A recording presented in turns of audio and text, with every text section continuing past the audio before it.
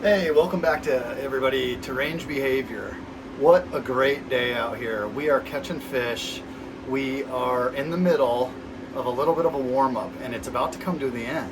So the wind has really picked up. We've dropped quite a few degrees today. So it's about to be a lot colder than it has been for the last couple of weeks. I can hear the wind howling outside. Quite a bit of snow did melt. I had to rebank the house again today. And it's changing out here. I got to keep an eye on my covers for my four-wheeler and my sled, and we're just always worried about falling trees here on the range. So anyway, I wanted to answer a question that somebody had given to me, and it's a pretty obvious question, and it's why do I keep getting skunked in the fish house? So I figured I would just kind of give you a couple of reasons. I'm going to give you 5 reasons that are just off the top of my head that might be hindering you from catching some fish out on the ice. There's a lot of reasons, but since I'm doing uncut Lake Vermilion videos, I figured I would do an uncut video of me just coming up with a few things that probably are hindering you from catching some fish. All right, number 1, the depth that you're fishing.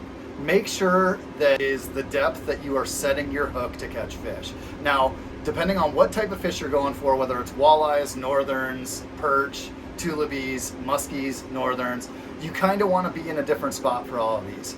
Crappies especially, you're going to need to find exactly where those crappies are.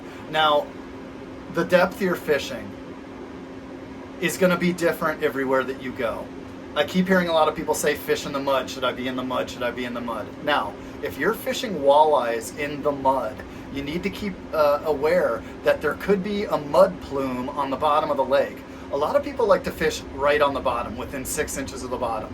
That's fine for a lot of places. If you're fishing in the rocks, on the rock points, it's good to be right, pretty close to the bottom. What I have found fishing in the mud, especially on Lake Vermilion, is that you're going to need to be quite a bit higher than that. So on Lake Vermilion, I almost fish a foot to 2 feet off the bottom, and it appears I'm catching quite a few more fish than most people. So keep aware of the depth your bait is at. Another thing that can't be stressed enough is your bobber stop will slip.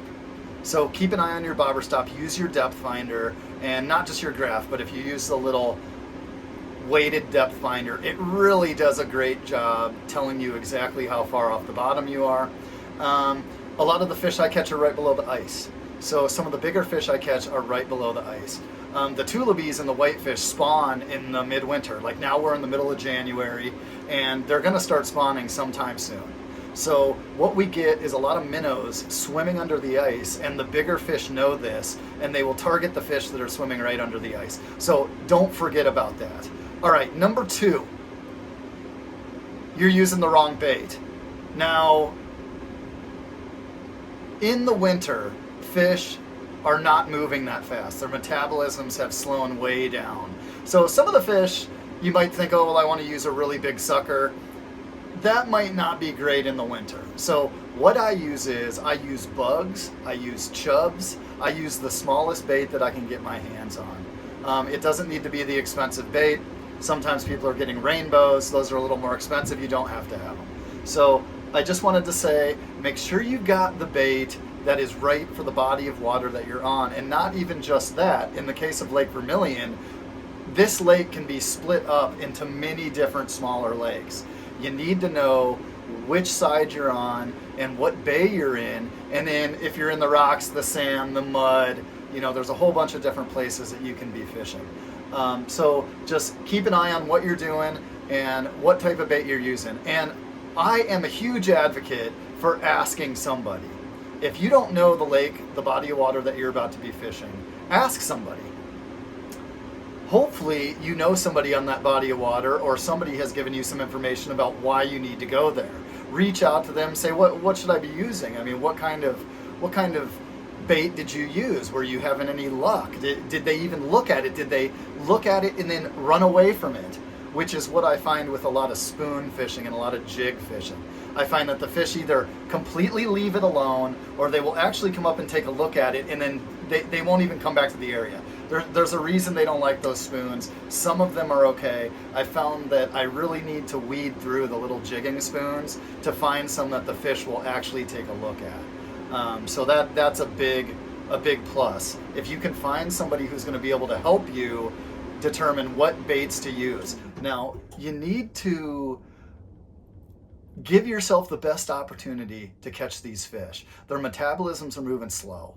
When they decide to eat, they're going to start moving around the bay that you're in, and most of them don't leave the bay. Most of them stay there unless there's flowing water that they're heading towards. Most of them are staying in the bay you're at. So you want to have the best bait on possible for when they come around to feed, that you're ready, because you may be waiting for a little while for these fish to turn on.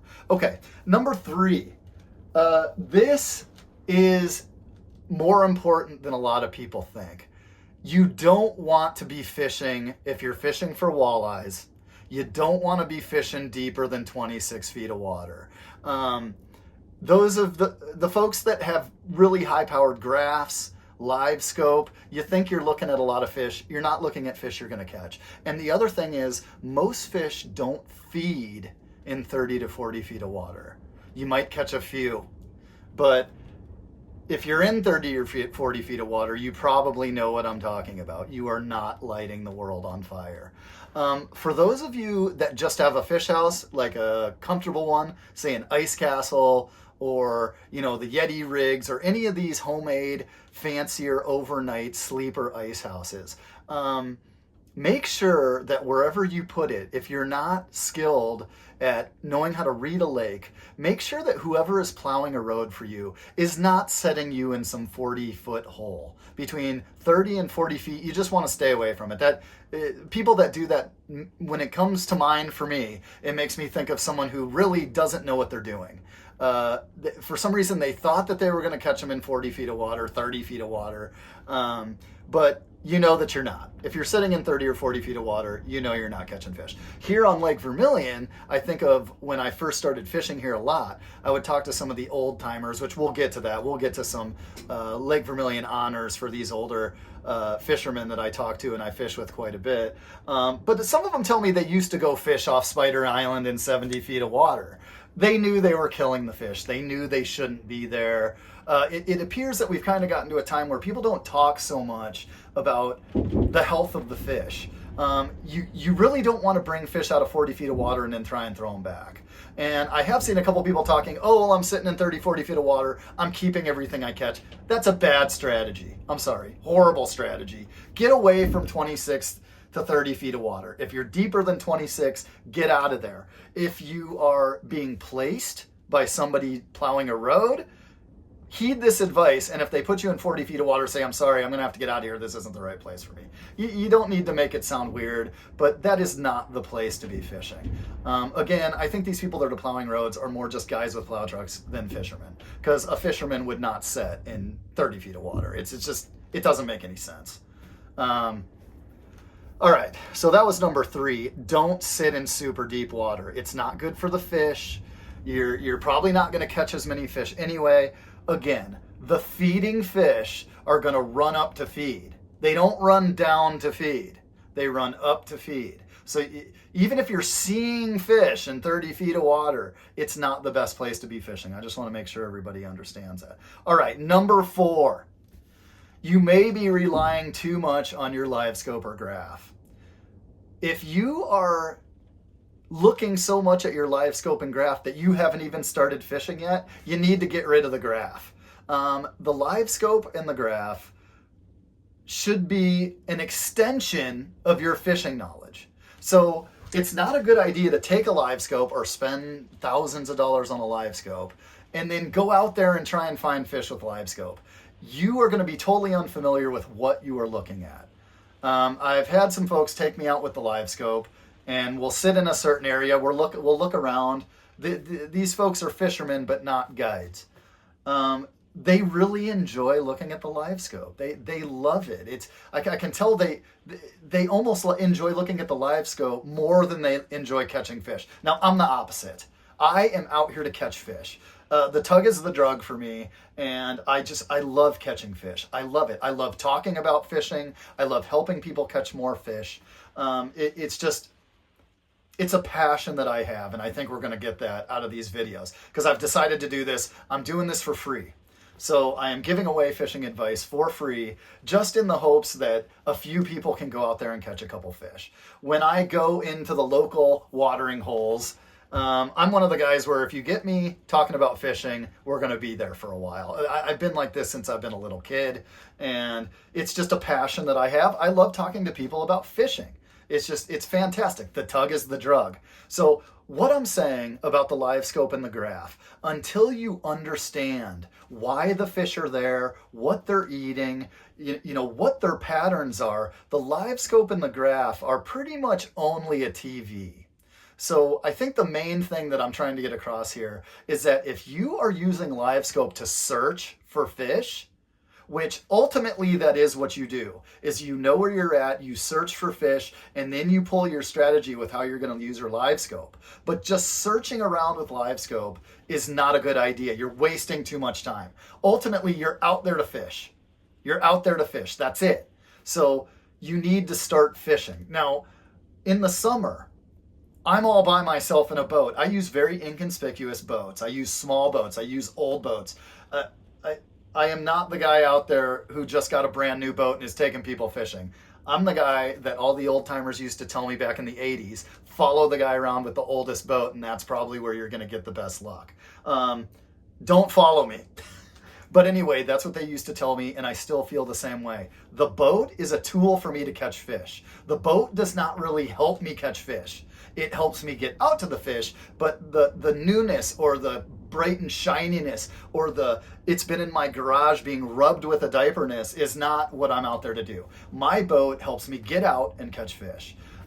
So as far as the live scope goes, when I am out fishing a hole, and I have people come around me and graph what I'm fishing, because you know I'm sitting out there by myself.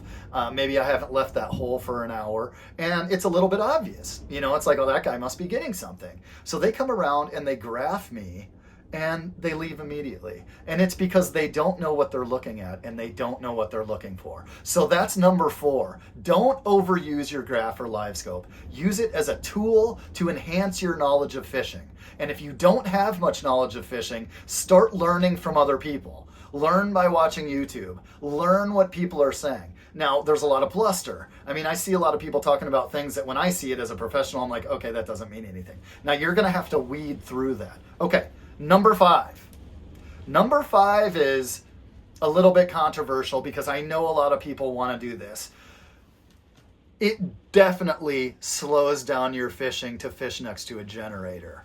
So when you have a bigger fish house, if you are one of these folks with an ice castle or a Yeti, or you have a need for a generator, whether you're watching your TV or you have a medical need to use your generator, you are going to catch less fish. On some lakes, you may catch hardly any fish at all. One time I fished on Red Lake. We were fishing in one of those circles where there were, say, 10 houses in a circle around a generator. That generator pumped all day and all night long. We caught very few fish. Very few fish. Now, the folks that we were fishing out of who plowed the road for us probably knew we weren't going to catch very many fish because of that generator. This is not really a secret. I hear people saying, I want the generator, I like this, I like that. That's fine. Use your generator. But what I'm saying is, it is going to hinder you from catching fish. That is why I am sitting in a day shack. I want to catch fish. The tug is the drug. I am not out here to watch TV. When I go home, I can watch TV. Okay? So one of my experiences with this and how I figured it out was I was on Red Lake, which is only, where I'm fishing between 9 and 11 or 12 feet. It's just really shallow on Red Lake where I usually fish. I was playing my guitar, and I started noticing that every time I set my guitar down, I would catch a fish. So I started to think about it. Well, is the noise hindering them? Because there's been a couple places, Lake of the Woods, one in particular, where I can actually drive around the house and somehow the vibration stimulates the fish. Now, that is not the case on most lakes.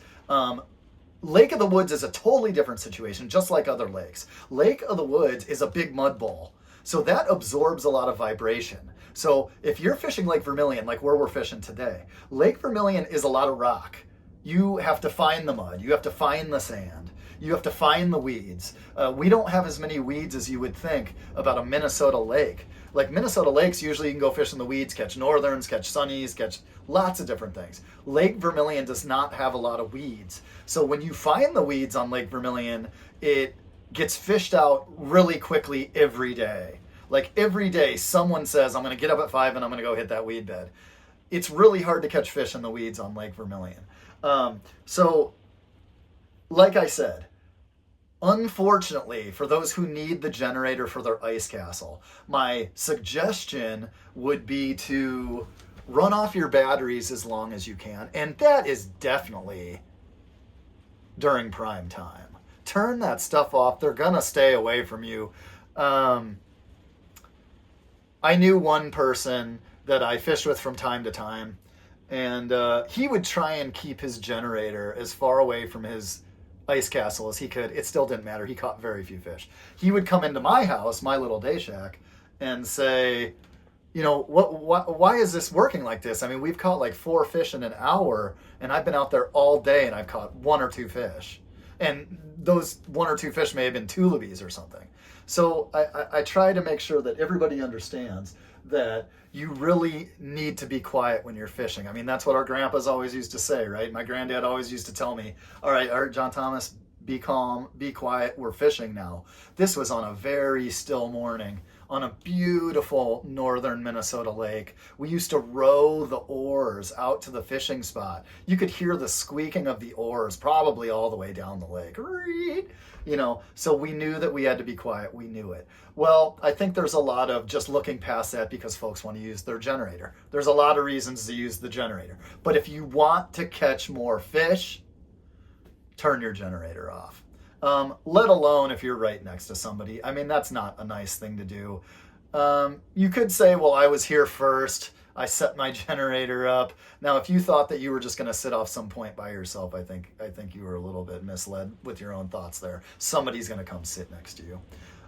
Anyway, those are 5 things that right off the top of my head, I think that are going to make you catch more fish. Whether it's on Lake Vermilion, Lake of the Woods, Red Lake, any of these bigger lakes or smaller lakes, 5 things that are definitely going to help you catch more fish. All right, from Range Behavior, I'm JT. Hope everybody's catching some fish out there, and tug is the drug. Let's go get them.